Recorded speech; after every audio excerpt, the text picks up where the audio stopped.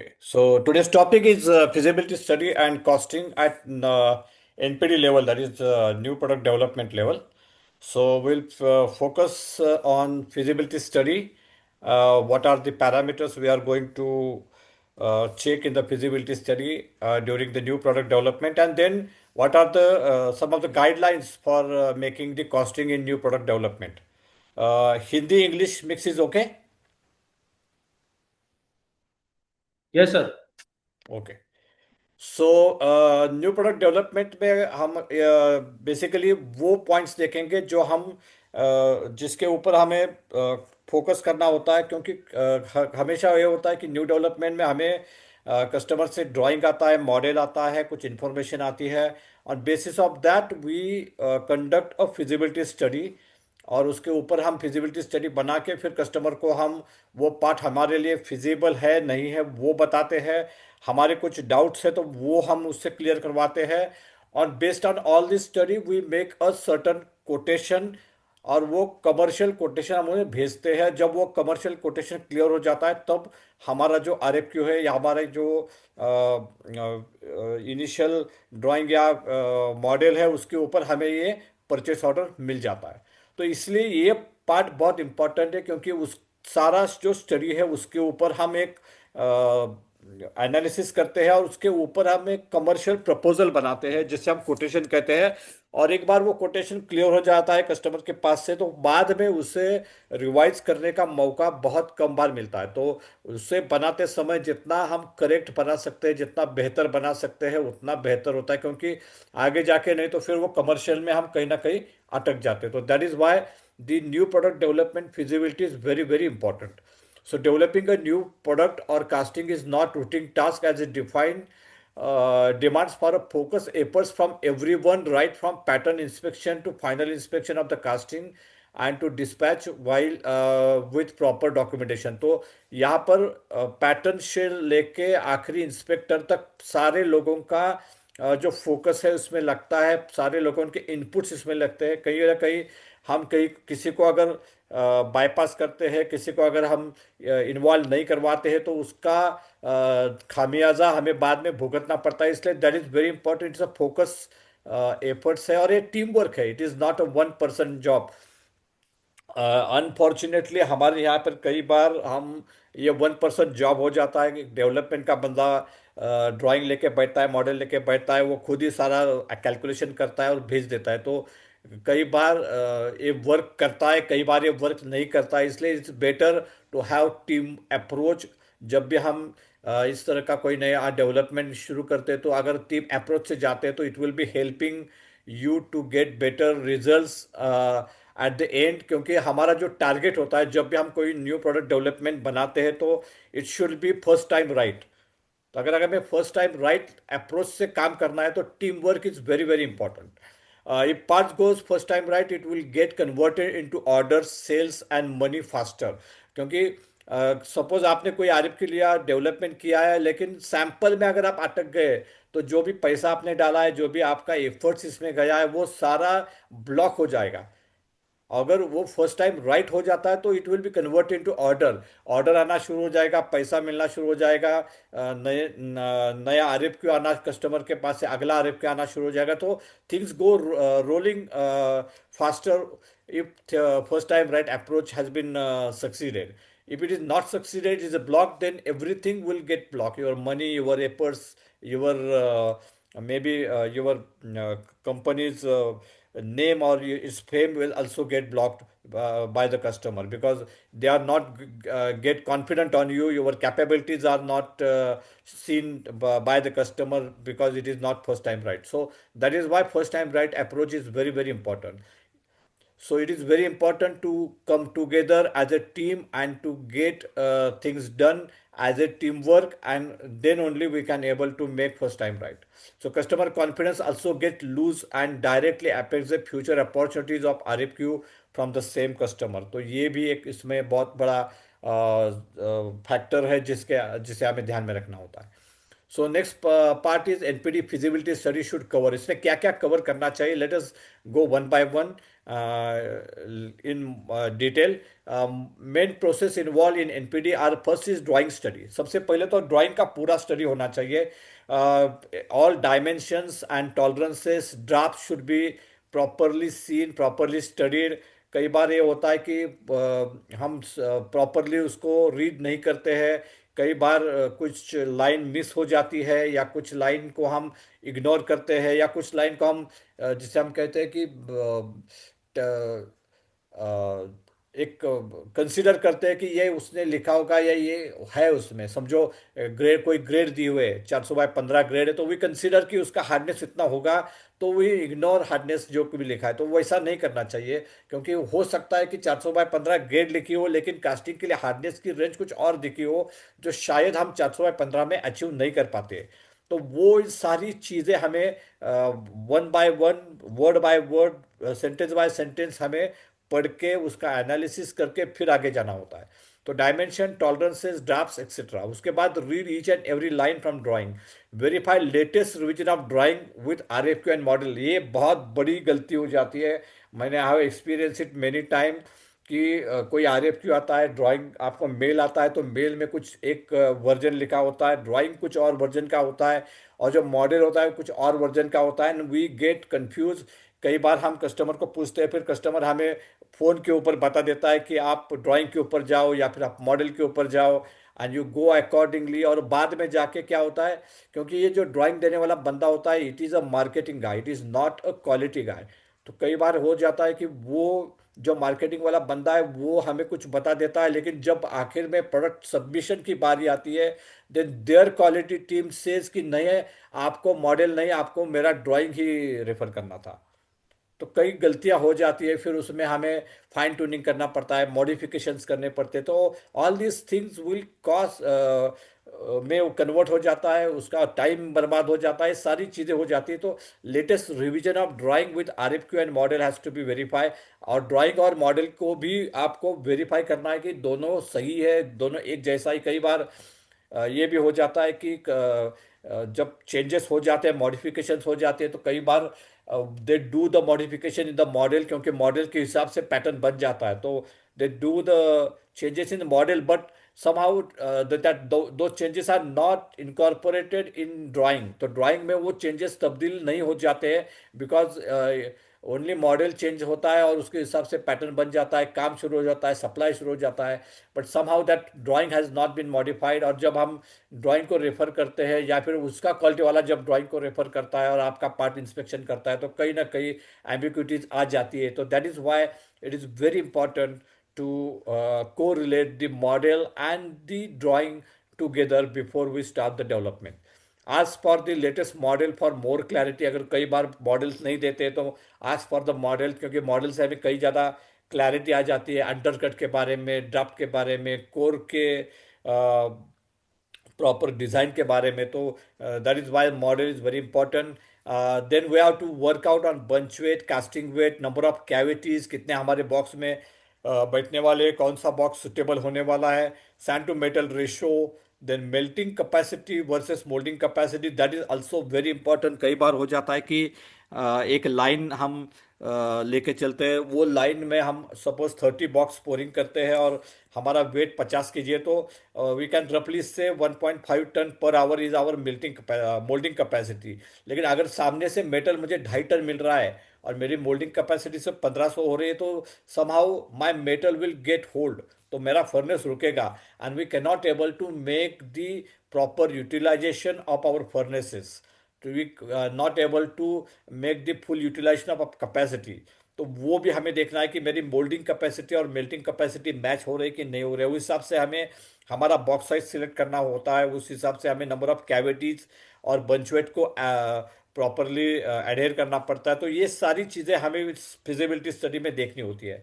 और relevant standards, इसमें कई सारे स्टैंडर्ड्स दिए होते हैं. पेंटिंग का स्टैंडर्ड्स होता है, टॉलरेंस का स्टैंडर्ड होता है, हीट ट्रीटमेंट होता तो उसका स्टैंडर्ड होता है। तो ये सारे जो स्टैंडर्ड्स हैं वो भी रिलेवेंट स्टैंडर्ड्स को भी हमें देखना होता है कि क्या कोई स्टैंडर्ड में कोई ऐसी चीज़ मांगी है जो शायद हमारे लिए फिजिबल नहीं है, हमारे लिए पॉसिबल नहीं है, या फिर हमें उसके लिए और डिटेल्ड कुछ स्टडी करना चाहिए, एनालिसिस करना चाहिए। तो वो सारे स्टैंडर्ड्स को भी हमें बहुत ही बारीकाई से देखना चाहिए।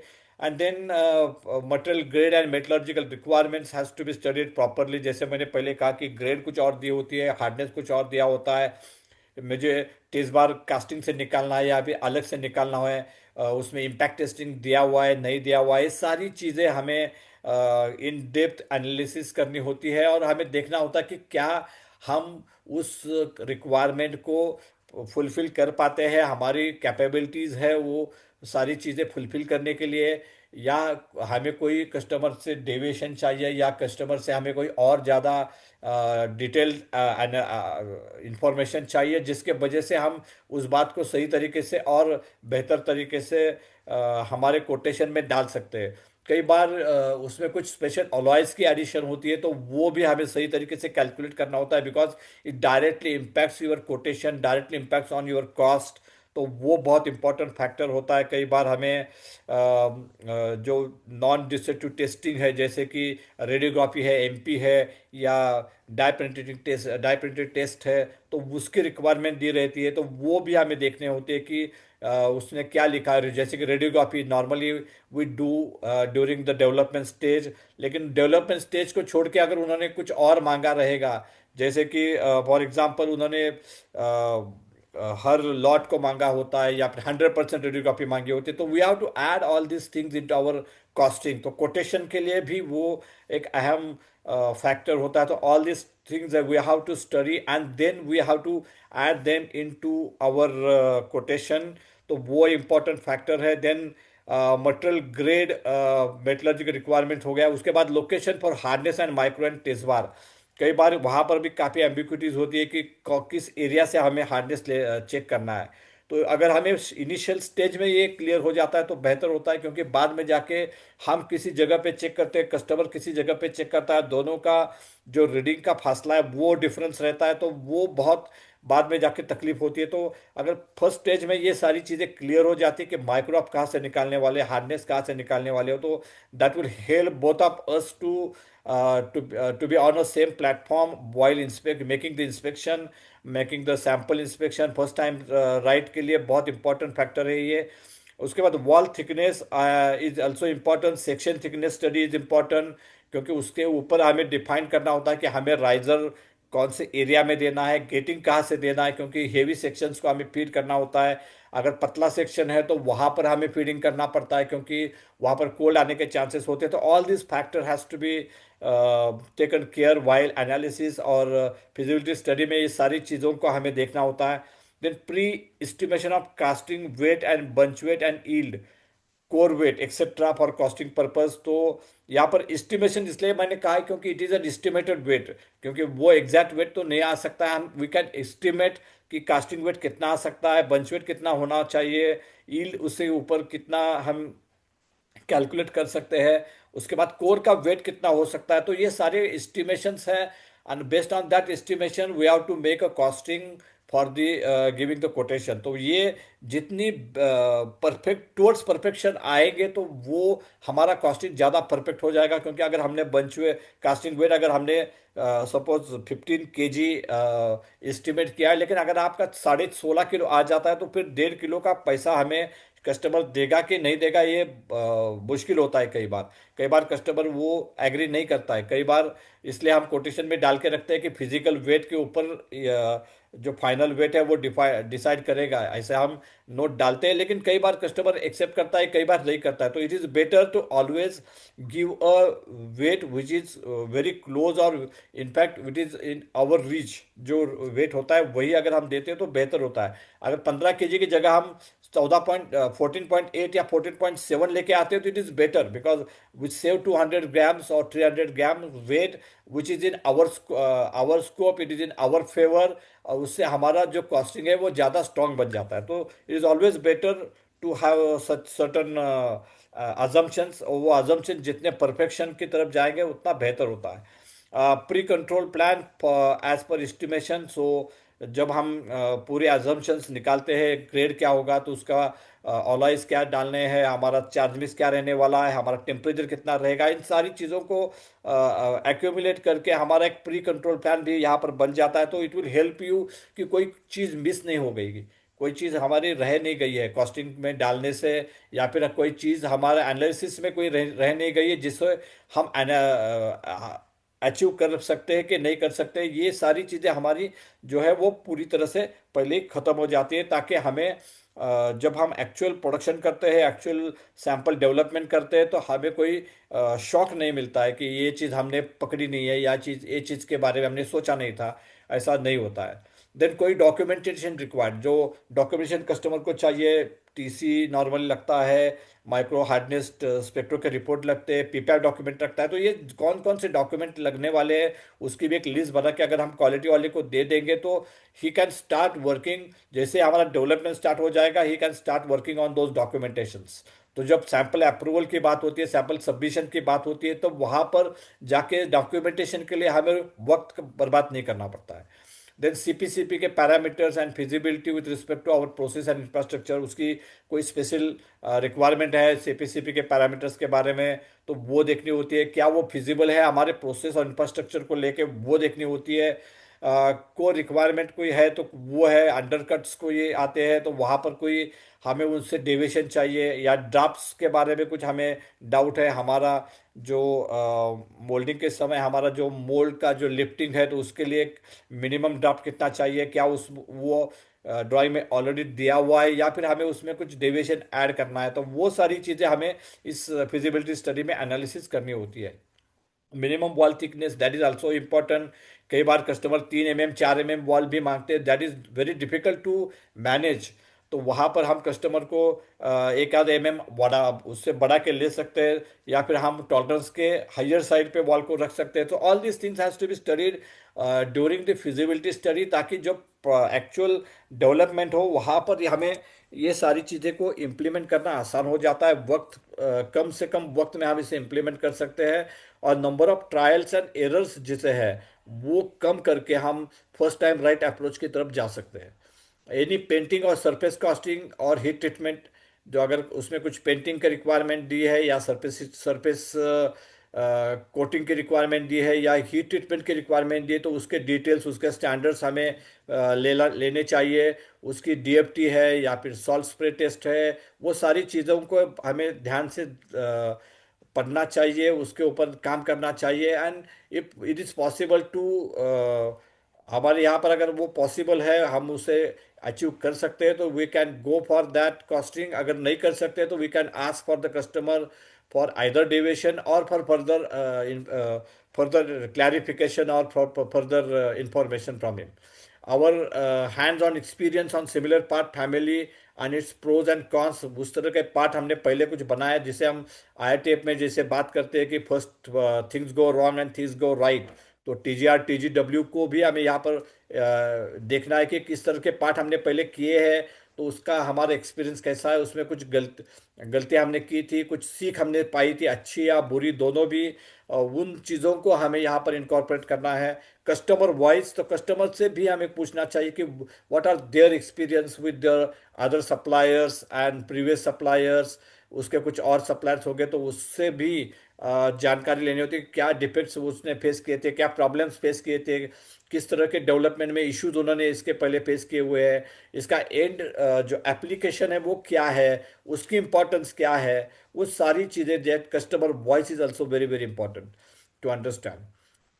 Detail about the quantity requirement and final application, तो एग्जैक्टली क्वांटिटी कितनी लगने वाली है, तो क्या मैन्युफैक्चरिंग फिजिबिलिटी जिसे हम बोल सकते हैं, बिकॉज ये हो गई टेक्निकल फिजिबिलिटी, क्या हमारी कैपेसिटी है उतना प्रोडक्शन करने की, क्या मैन्युफैक्चरिंग फिजिबिलिटी है, वो भी एक अलग चीज़ हमें यहाँ पर फिजिबिलिटी में देखनी होती है, with respect to mould, with respect to metal, with respect to core.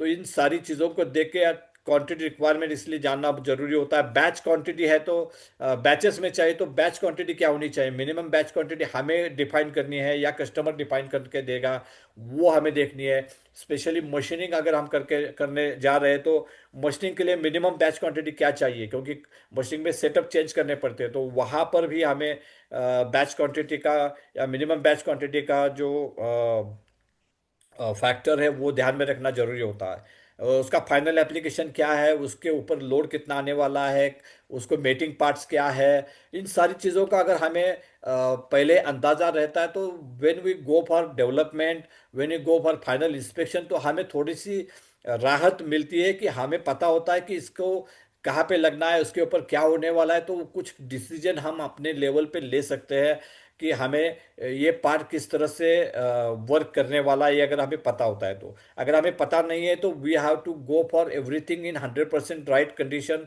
तो वहाँ पे कहीं ना कहीं थोड़ी मुश्किल हो सकती है। इसलिए अगर जितनी जानकारी हम हासिल कर सकते हैं प्रोडक्ट के बारे में, उस कास्टिंग के बारे में, उसके फिटमेंट के बारे में, उसके फाइनल एप्लीकेशन के बारे में, तो that will help us to improve our development time and development activity। Customer inspection facility and its method of inspection, कई बार हमारी मेथड ऑफ इंस्पेक्शन उसकी मेथड ऑफ इंस्पेक्शन में काफ़ी फर्क होता है। We do it on bore gauge और dial gauge, he check on CMM, तो वो मैच नहीं होगा। तो we have to understand what he is going to do at his and for the inspection. तो वही अगर मेथड हम कॉमन मेथड पे जाएंगे तो it is better to have no ambiguities during inspection, both will be on same platform, दोनों एक platform पे रहेंगे तो वो ambiguities नहीं होंगी। So that is another important factor. Technical feasibility as well as manufacturing feasibility, जैसे मैंने पहले कहा आपको, manufacturing feasibility is also very important. Then all the basis of all these things, we have to prepare a quotation for commercial proposal to the customer, include all costs in the quotation. Delivery terms is also important, packing is also important, transportation is at whose scope is also important. All these factor has to be considered while making the quotation. This require involvement and participation of entire team for making first sample, because nothing can left to chance। जो ये wording है बहुत important है, as we are not only delivering the product but we are delivering our promise of quality, commitment and continuous improvement. तो जब भी कोई product आप उसे देते हैं, सैंपल आप डेवलप करके उन्हें देते हैं, तो we are not giving our sample, it is you are delivering your promise of quality, commitment and continuous improvement. जब भी आप वो सैंपल देते हैं तो it makes the first impression जो कस्टमर के ऊपर जाएगा, that will remain for a longer time. अगर वो अगर खराब रहेगा तो कहीं ना कहीं आपको आने वाले समय में उससे उतना सपोर्ट या उतना फिर रिस्पॉन्स नहीं मिलेगा, because he has a bad impression with the first time right approach of first sample. तो इसीलिए सिर्फ हम सैंपल या प्रोडक्ट नहीं देते, तो we deliver a our promise of quality, commitment and continuous improvement. तो ये बहुत इंपॉर्टेंट ध्यान में रखना चाहिए, क्योंकि हमारा जो टीम वर्क है that is very important. For cost estimation, जैसे कि मैंने कहा कि फिजिबिलिटी हमने बात की, तो कॉस्ट के लिए क्या क्या चाहिए, सबसे पहले तो मेटल में हमें चार्ज मिक्स क्या होना चाहिए, हमारे ऑलॉयज़ क्या होने चाहिए, कोई स्पेशल ऑलॉयज़ की रिक्वायरमेंट है तो वो ध्यान में रखनी चाहिए। ईल्ड का परसेंटेज हमें ध्यान में रखना चाहिए to calculate the metal cost. Mould moulding section में sand to metal ratio is also important, कितनी सैंड में कितना मेटल हम पोर करने वाले हैं, स्लीव्स कौन से लगने वाली है, चिल्स है क्या, चापलेट या डेंसर कुछ लगने वाले हैं, तो all this things has to be incorporated into the costing.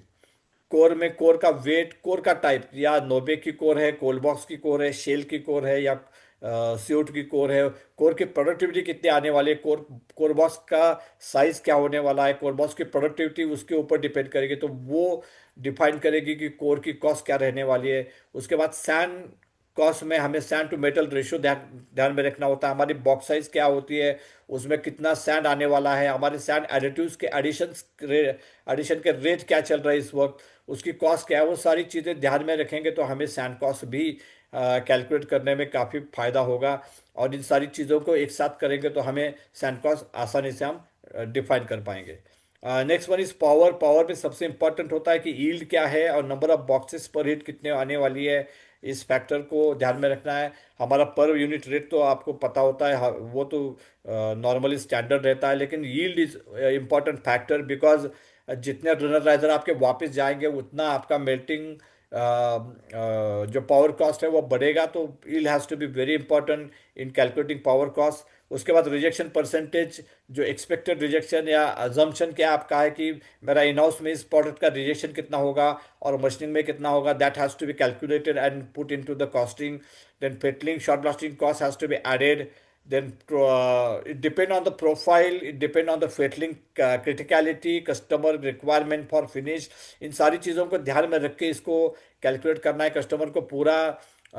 अगर सरफेस 0-0 चाहिए, पूरा सरफेस जैसे मक्खन जैसा चाहिए, तो you have to go for pencil work more and more, then your fettling cost will be more. So all these factor has to be studied well during the feasibility study, well before development, well before giving the quotation, and incorporate all these factors into the quotation, so that whatever commercial proposal you will be putting to the customer, it will be more realistic and it will give you a better output. Then next one is transport. In transport, you have to understand what is the batch size you are going to put in.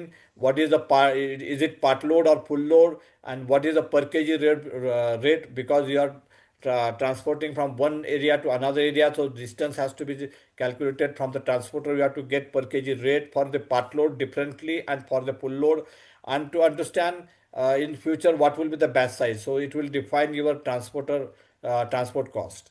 Packing, whether it is loose or it is pack condition, whether it is domestic or export, whether fabrication is required or not, all these factors has to be considered while making the cost estimation. Heat treatment, painting, surface casting, you have to take a cost from the process owner, from the vendor, and you have to add internal transport in that, because it is not, most of the time it is not in your in-house facility. You are giving some to someone else for the doing these activities like heat treatment, painting, or surface coating. Then there will be internal costing. You have to send the casting to them, then it will come back to you. So all these internal transport has to be added along with the process cost.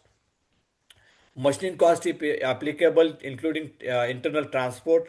So machining cost, अगर आप machine component दे रहे हैं तो you have to add that along with internal transport again, because machine shop may be outside, they have sub vendors outside for certain operations. So you have to add all these things into the take into the consideration and make a proper machining quotation including internal transport.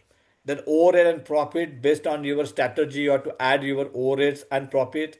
Then you have to understand what is the payment term that customer normally gives, particularly that customer gives or allows you. Based on that, you have to add inventory cost, because you take raw material on day 1 and you dispatch the material to the customer on day 19. So in between 90 days you are you are not, plus payment term will be 60 days, so almost it will be a cycle of 150 days to get the payment, for which you have paid on 30th day after receiving the raw material.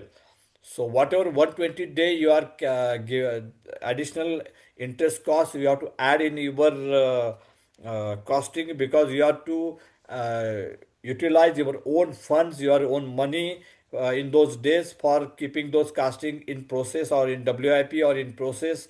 So that has to be considered as an inventory cost, that is ICC. So this is all about the costing and feasibility study. I hope I have completed the most of the parameters. If any doubts, you can ask me for that.